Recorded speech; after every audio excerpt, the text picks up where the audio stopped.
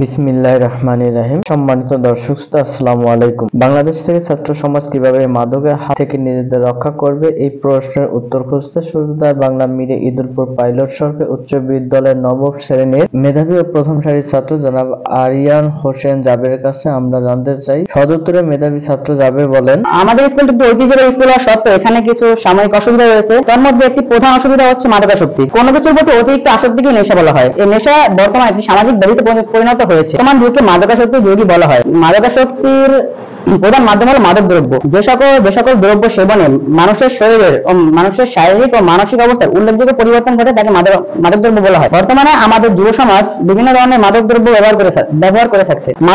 মাদকাসক্তির মূলে রয়েছে বহুবিধ কারণ: বেকারত্ব, হতাশা, এমনকি বন্ধু বান্ধবের প্ররোচনায় কৌতূহল মেটাতেও মানুষ দু একবার সেবন করে। পারস্পরিক অবস্থা মাদকাসক্তির মূল কারণ। যেমন কোন একটি স্কুলের আশেপাশে কয়েকজন যুবক মাদকদ্রব্য গ্রহণ করলে এই নিশ্চয়তা কেউ দিতে পারবে না যে ওই স্কুলের আরো কয়েকজন ছাত্রছাত্রী মাদকাসক্তির প্রতি ধাবিত হবে না। মাদকাসক্তির ভয়াবহতা অনেক। মাদকদ্রব্য সেবনের ফলে তার চেহারা রুক্ষ হয়ে যায়, ক্ষুধামন্দ লাগে এবং তার তীব্র অভ্যাস হয়ে যায়। এছাড়া বইপত্র হারিয়ে ফেলা এবং মিথ্যা কথা বলার প্রবণতা তার মধ্যে দেখা যায়। খিদা না পাওয়া এবং দ্রুত ওজন হ্রাস আসক্তির প্রথম লক্ষণ। আমাদের তরুণ সমাজের মধ্যে মাদকাসক্ত হচ্ছে বেশি।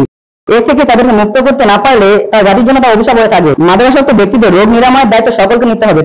এখানে প্রধান দায়িত্ব হলো প্রশাসনের।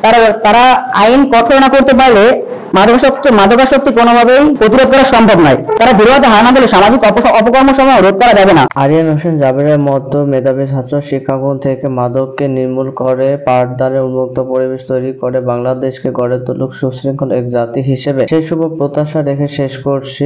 ভালো থাকুক ঈদুলপুর পাইলট সরকারি উচ্চ বিদ্যালয়, ভালো থাকুক বাংলাদেশ। সম্মানিত দর্শক শ্রোতা, ভালো থাকুন, ভালো রাখুন চারপাশের সকলকে। সূর্যোদয় বাংলা মিডিয়ার সাথেই থাকুন, পাশেই থাকুন।